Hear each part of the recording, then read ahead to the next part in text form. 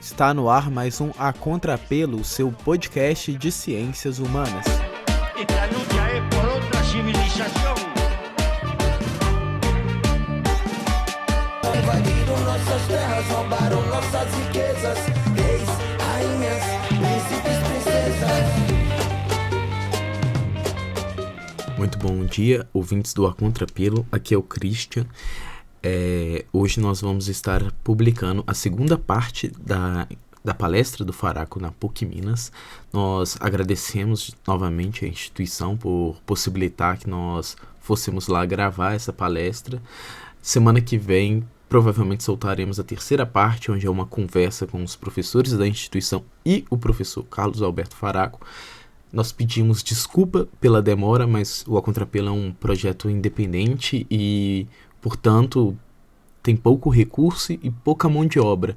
Então a gente teve que se articular para fazer as entrevistas das outras áreas e para fazer as edições, mas creio eu que a partir de agora nós teremos condições de soltar os episódios mais rapidamente. Então fiquem com a palestra, muito obrigado e se inscrevam no nosso site. Então, a gente pode abrir aqui o debate, né? Nós teremos um tempo para isso, né, Juliana? Tem. E aí...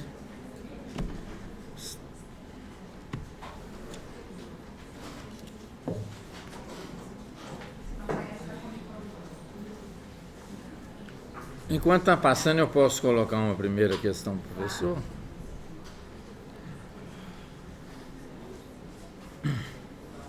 Então, professor, o senhor coloca aí a questão da refração num determinado momento como um aspecto aí fundamental da obra, né?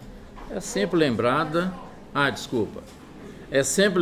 realmente, né, dentro da questão, quando se discute o signo, esse problema da refração. Né? É lógico que ninguém pretende dizer que o signo é um objeto, né, uma cópia fiel de nada. Mas a questão que o senhor diz é o seguinte, que o fundamento dela, da refração, seria uma posição axiológica, eu suponho, do observador ou do sujeito. Mas isso não cria um caráter muito espontaneísta, quase que de uma decisão do sujeito? E aí eu acrescento uma coisa que é lógico que não estava talvez no universo dele. A gente não poderia pensar a refração também como um certo defeito do nosso aparelho perceptivo? Então, começando pela segunda parte, é o que o Merleau-Ponty vai dizer, né? Nós não temos a condição de olhar o mundo sem que esteja entre nós e o mundo um véu translúcido, né? Que é justamente resultado da nossa função simbolizadora. Quer dizer, e aí toda essa reflexão bate na questão de que nós, seres humanos, damos sentido ao mundo, né? Damos sentidos, falando sempre no plural, damos sentidos ao mundo e não fazemos a estenografia do mundo. E você usou a palavra, não foi deficiência, né? Foi limitação? Foi a limitação. Eu diria que não é uma limitação, é a condição humana, né? É a condição humana. Talvez os anjos e os deuses possam enxergar o mundo de um jeito que nós não podemos. Os outros animais certamente também enxergam o mundo de uma maneira que nós não podemos, né? Nós temos de dar sentido ao mundo, é da condição humana. É isso que vários filósofos aí discutiram, no sentido de que, do sentido justamente de tentar interpretar as heterogeneidades dos discursos, né? Das maneiras de apresentar o mundo. Por que tanto conflito? Por que tanta maneira diferente de apresentar o mundo? Se o mundo está aí, o mundo está aí, só que nós não temos o acesso direto ao mundo, nós temos sempre um véu translúcido entre nós e o mundo, então nós temos que dar sentido a esse mundo e, para dar sentido, nós apelamos justamente para a nossa capacidade sígnica ou simbólica. que significa dizer que nós não vivemos no mundo físico, né? Nós não vivemos na atmosfera, na biosfera. Na verdade, nós vivemos na semiosfera. Nós vivemos no mundo semi-articizado. E essa ideia, então, da refração, e vejam, há diferentes conceitos aqui de refração, né? O que refrata? Para o Wittgenstein os jogos de linguagem, as formas de vida, os contextos em que nós estamos envolvidos, aquelas práticas sociais que nós estamos envolvidos. Para o Cassirer, são todas as formas simbólicas, né? A arte é uma forma, o mito é uma forma, a linguagem verbal, enfim. Para o Gramsci, o que refrata é a experiência social e cultural. A minha experiência social e cultural de classe. Né? Ter nascido burguês é uma coisa, ter nascido proletário é outra coisa. E é isso que o Gramsci está dizendo, as experiências de vida serão diferentes e isso vai interferir na forma como eu vou dar sentidos ao mundo e como eu vou falar do mundo. Né? E o Bakhtin introduz esse outro elemento, que é o da valoração das posições axiológicas. Por que não é uma redução ao indivíduo? Porque em todos esses pensadores nós estamos sempre na perspectiva do social, né? do cultural. Então, as posições avaliativas, elas não são posições avaliativas minhas, pessoais, que pela primeira vez foram enunciadas. O Heidegger dizia que nós entramos no mundo já interpretado. Entramos no mundo já interpretado. Então, e nos posicionamos nesse mundo, é isso que o Bakhtin está dizendo. Portanto, nós, quando nos posicionamos, estamos nos socializando, né? Estamos nos apropriando de discursos sociais decorrentes da nossa experiência pessoal, efetivamente, mas que a nossa experiência pessoal é uma experiência social, histórica, cultural, localizada. Né? O Bakhtin vai dizer, ninguém ocupa o lugar que eu ocupo, é verdade. Por isso, eu não tenho álibi na minha existência. Ninguém ocupa o lugar que eu ocupo. Ninguém é filho dos meus pais no mesmo dia, na mesma época, no mesmo contexto, enfim. Ninguém ocupa o meu lugar. No entanto, apesar de eu ser um ser único, eu sou um ser inteiramente social, localizado, né? Portanto, social, histórico e culturalmente. Então, acho que a gente tem que construir um arcabouço, aproveitando as reflexões todas, um arcabouço que vai juntando também os fios do Bakhtin, fios que ele deixou soltos. Né? Nenhum pensador junta todos os fios e amarra-os, deixa solto e você vai tentando amarrar a partir de outras leituras. Né? Por exemplo, o Gramsci não avançou, ele disse isso, ele deu essa percepção, que para ele era muito importante, porque para sustentar o conceito fundamental, o conceito político fundamental dele, que era da hegemonia, para sustentar isso ele tinha que perceber que os discursos sociais são heterogêneos e como que eles se relacionam nos conflitos sociais, né? Para poder saber como que a hegemonia acaba funcionando, esse jogo hegemônico acaba funcionando.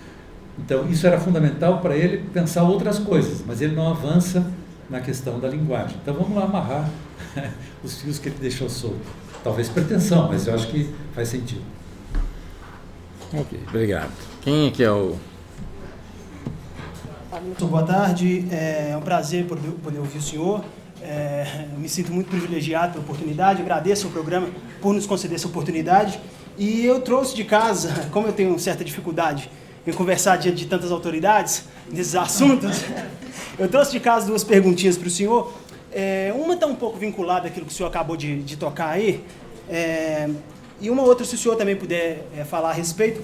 A primeira seria o seguinte: no seu livro Linguagem e Diálogo, as ideias linguísticas do ciclo de Bakhtin, o senhor, ao comentar a refração, a questão da refração, fala de um vocabulário pouco sociologizado do Bakhtin, obviamente para uma filosofia do ato, né?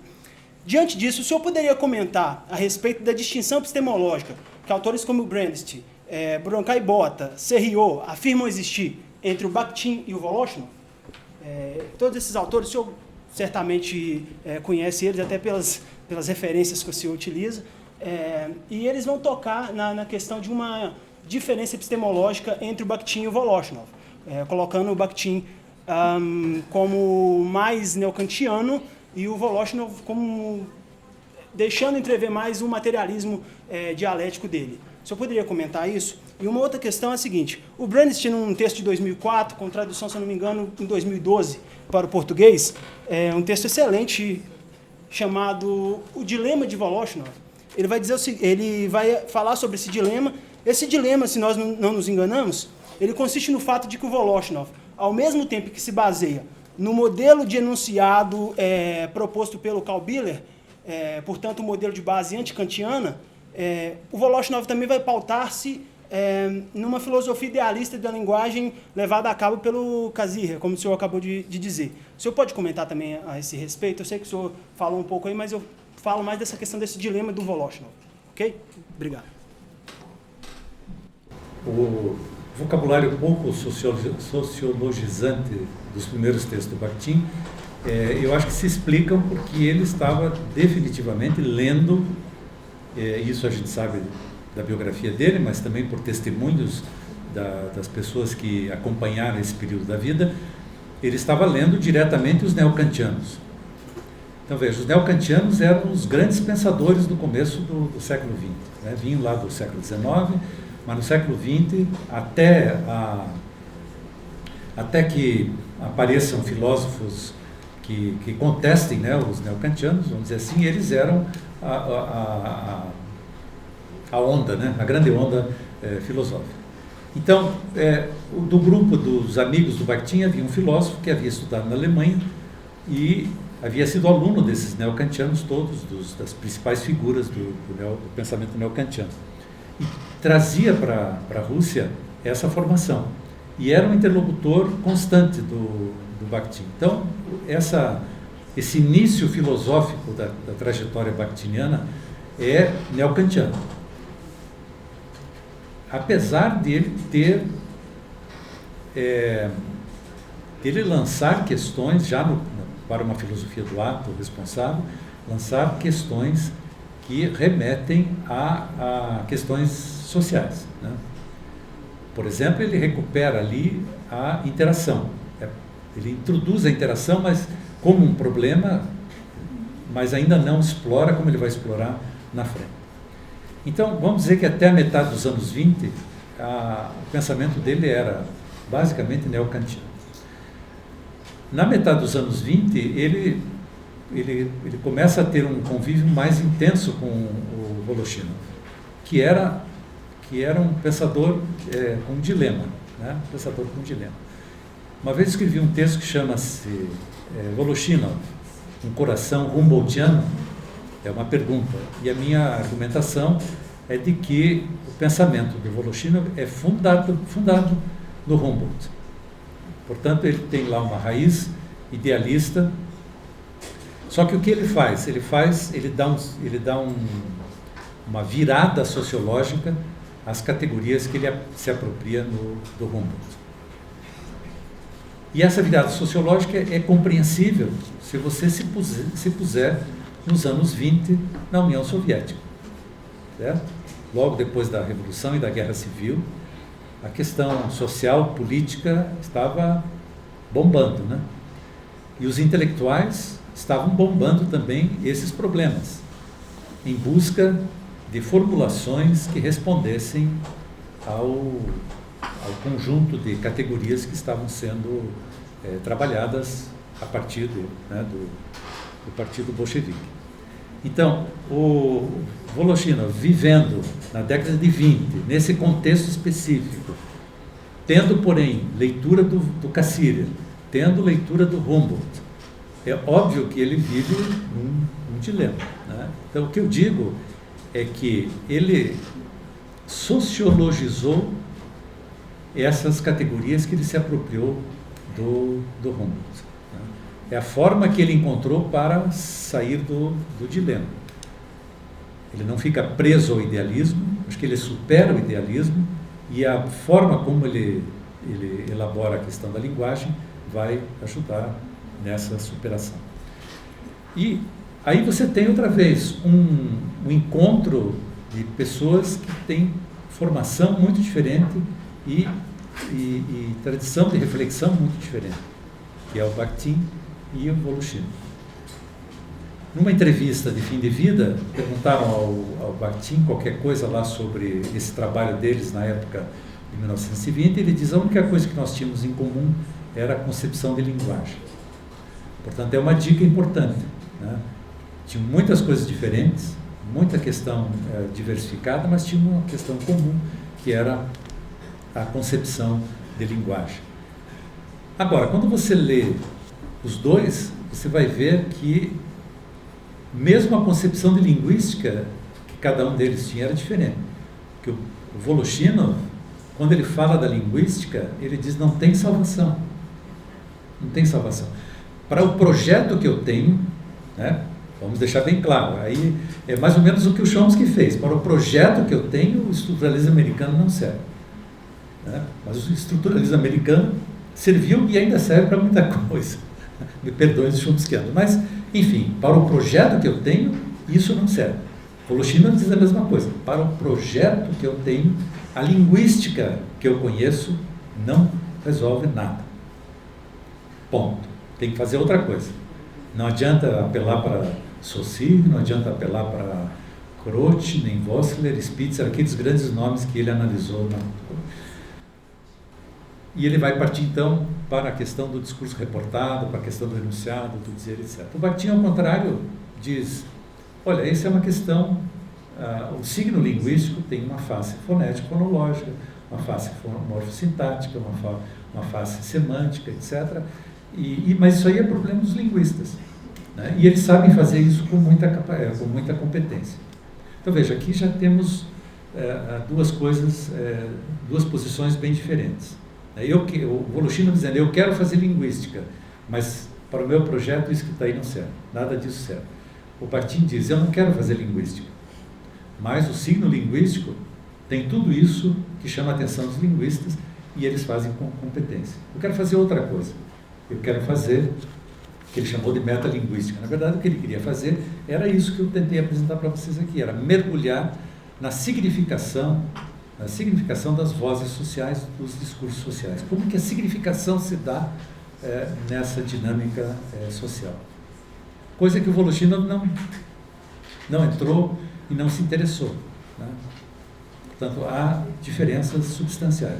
Então, eu acho, e depois vejo, cada um deles teve uma vida suficientemente trágica, né, para a gente misturar as coisas. Então, aquilo que o Hugo estava dizendo no começo, até o problema da autoria desses textos é problema. Até o problema é problema, né? Mas até a questão da autoria é problema. Eu acho que não é problema. Se você considerar, se você partir da biografia dessas pessoas e respeitar a tragédia que foi a vida de cada um deles, e aí dizer: olha, merece reconhecimento, né? Merece. A filha do Voloshine lutou a vida inteira porque os artigos dele fossem reconhecidos como dele. Os filhos do Medvedev fizeram a mesma coisa. E o Bakhtin nunca disse que eram deles aqueles textos, né? Portanto, isso foi uma criação de um debate acadêmico que não tem nenhum sentido. Esse é um aspecto, que eu diria um aspecto ético, né, de respeito à biografia de cada um deles. Reconhecer o trabalho que fizeram nas condições que tiveram de vida. Agora, quando você começa a ler os textos, você vê que eles pensam diferente.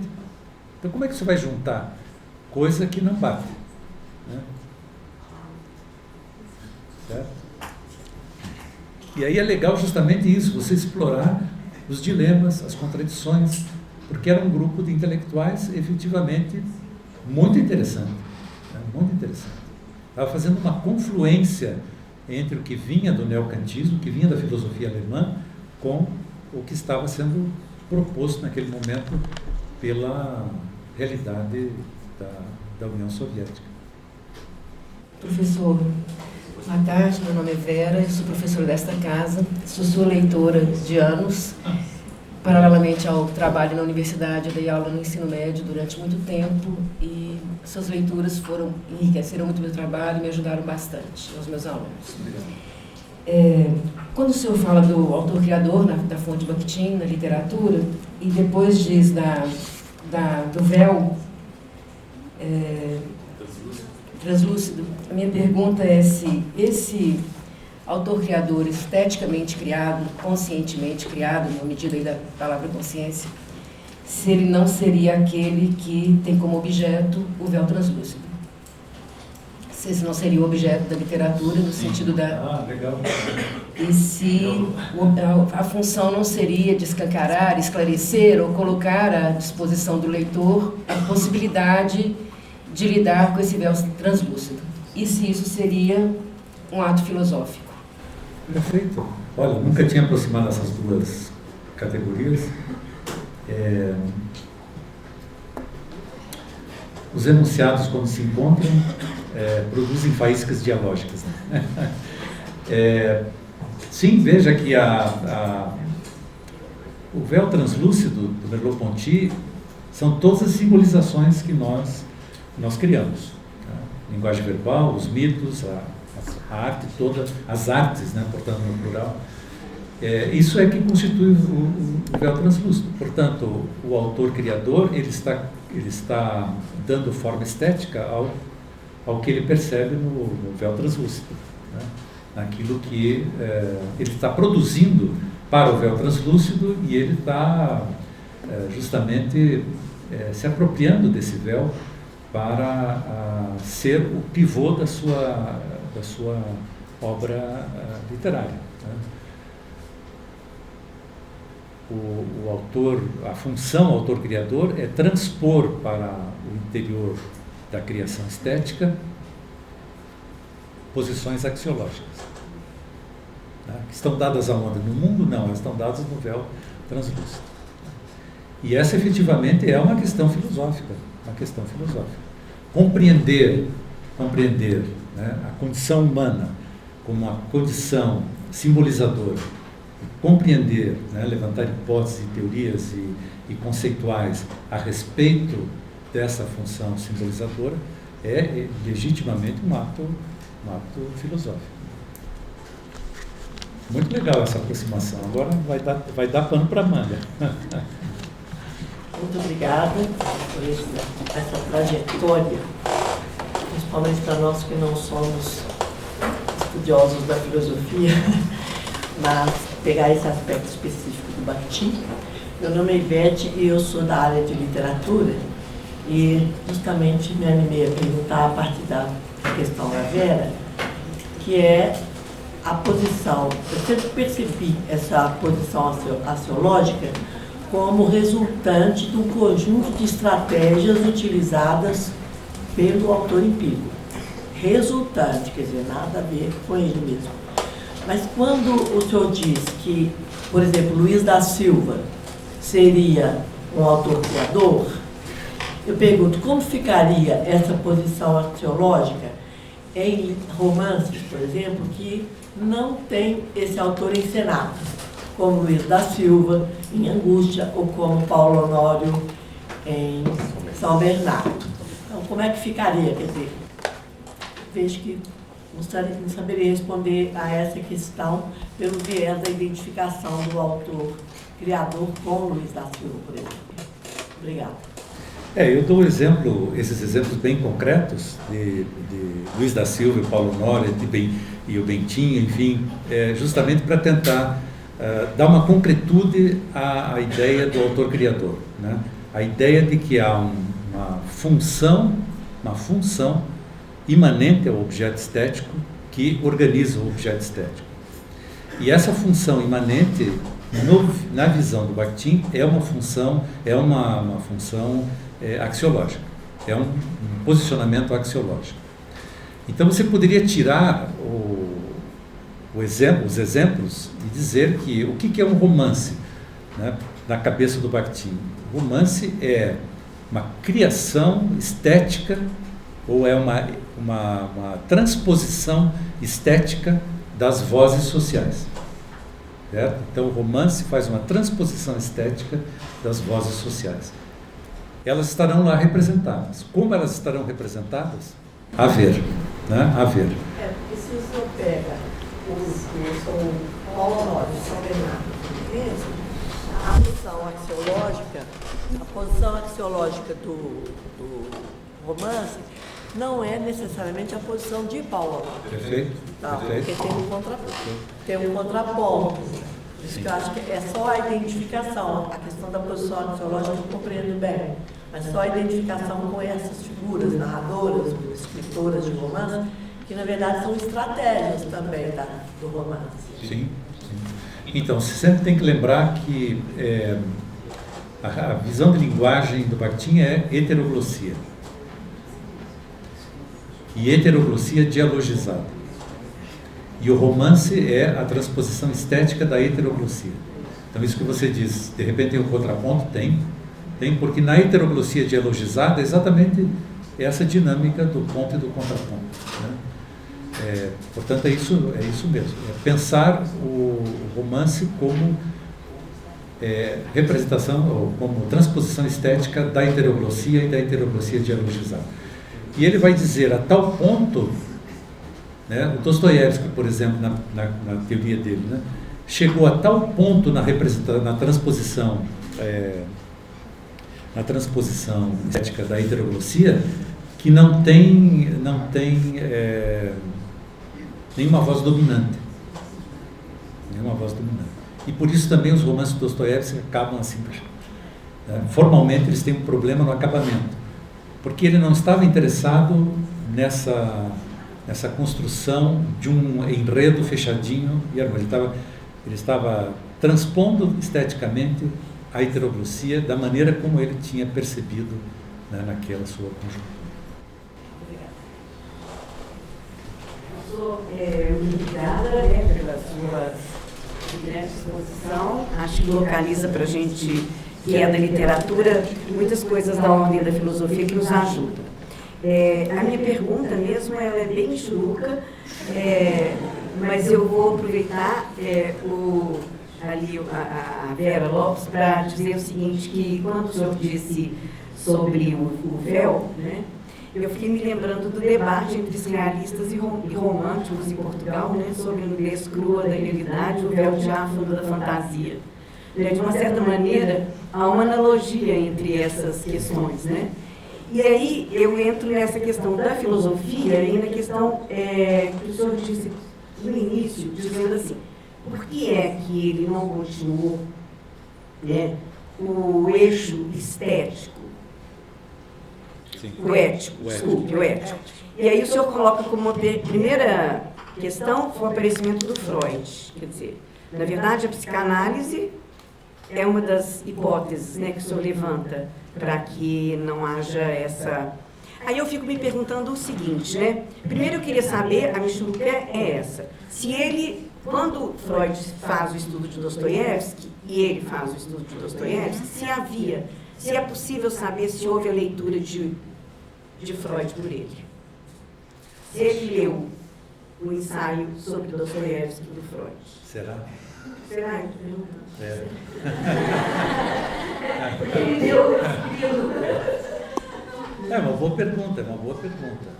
Eu nunca... nunca... fazer um diálogo, esse silogismo. Eu estou pensando aqui, se ele tivesse lido, ele alguma menção faria.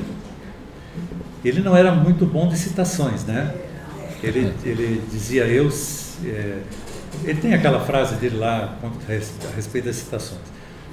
Mas se ele tivesse lido Dostoiévski ou do Freud, ele certamente teria feito referência no capítulo inicial da reescritura do livro, pelo menos. Né? Porque ele reescreveu o livro em 1960. Né? Aí você não pode dizer que não tinha lido. Né? Claro que o Freud tinha lá havia uma série de interditos sobre o Freud na União Soviética. Mas os textos entravam, né? Os textos entravam mesmo clandestinamente. Então, eu não me lembro dele fazer referência ao Freud. Acho que ele não faz referência ao Freud quando analisa, quando ele pega a fortuna crítica do Dostoiévski. Mas é uma pergunta que deve ficar no ar aí para a gente tentar esclarecer. E porque também, assim, quando o Freud trabalha em Dostoiévski, né, ele ignora completamente, né, o autor criador. Né? Ele só considera o autor, é um trabalho que a gente põe em questão hoje. Né? Sim. E aí, completando, eu fico pensando que esse rasgar esse véu do translúcido como uma estratégia de leitura? É impossível rasgar o véu. Mas alguma coisa com os buracos se fazem. Na literatura a gente tenta esburacar esse véu bastante. Então, assim, não, se você rasga o véu, você vai enxergar o quê? Nada? Né? Não, mas eu digo assim, não, porque o véu é a matéria, eu imagino que na literatura, esse véu, ele se torna a matéria dos diálogos que estão implicitados. Perfeito. Não, perfeito. Então, é esse o texto literário, isso. exatamente. Então, quer dizer, essa é a leitura que a gente faz do texto, né? Assim, essa implicitude estética que a gente tenta acudir para chegar a uma ética. Sim. Então, eu fico pensando isso. Mas veja, você tem que pensar assim. Bom, você tem que pensar assim, olha eu falo. Vox ex cátedra agora. Não, o que eu quero pensar, eu estou pensando alto a partir da tua provocação. Mas eu penso que nós não temos, é o que o Bakhtin, as imagens do Bakhtin. Nós não podemos viver a dádiva pura. Não temos condição de experimentar a dádiva pura. Não temos. O segundo aspecto, outra frase que ele usa muito, ninguém é o Adão mítico. O primeiro a dar nome às coisas, né? Veja o que ele diz no texto que eu citei, não há a primeira nem a última. Então, a nossa condição de animais simbolizadores é que o véu vai estar sempre aí. Agora, este véu, ele é translúcido, mas ele é heterogêneo. Né? Porque ali naquele véu estão as vozes sociais, os discursos, a arte, né? As artes, a literatura, os mitos, enfim, o próprio funcionamento da linguagem verbal, né? Os discursos, já falei disso. Então, o que nós fazemos com ele é tentar dar sentido a ele. Eu acho que é isso que você pega o autor de um romance, de um poema, ele está dando sentido às nossas simbolizações. Ou ele está enxergando as nossas simbolizações de um ângulo que é inusitado. Sei lá, é inusitado. Né? Quando você se surpreende assim com você, né, leitor, com toda a tua bagagem social, cultural, informação, etc., de repente lê um texto, se surpreende com aquilo que o texto apresenta. Né? Você, puxa, nunca pensei nisso. Né? Nunca vi o mundo por esse viés. Né? Portanto, o que eu diria ali, que ela não faz furos, mas ela tinge, né, a arte, vamos continuar nas metáforas aí, né? Ela tinge esse véu com tintas que te fazem, de repente, dar novos sentidos ao mundo. Né? Num processo de diálogo infinito, como diz o Bakhtin, né? Não tem começo e não tem fim.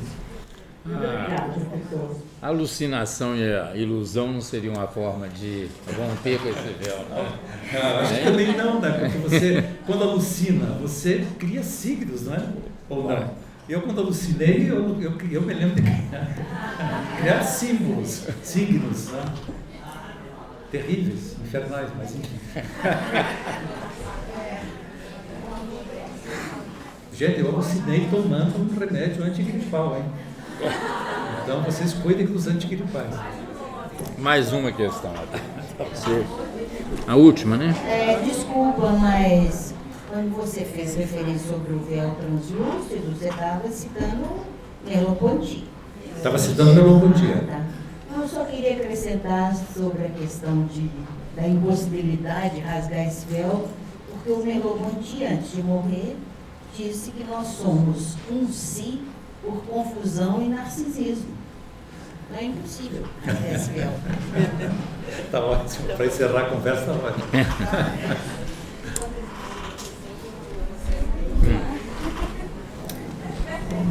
Bom, então nós estamos encerrando a sessão.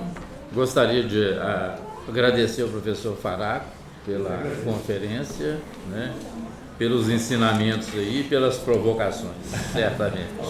É o que eu queria, provocar vocês. A gente espera contar com o senhor aqui em outros momentos. Obrigado. Tá bom.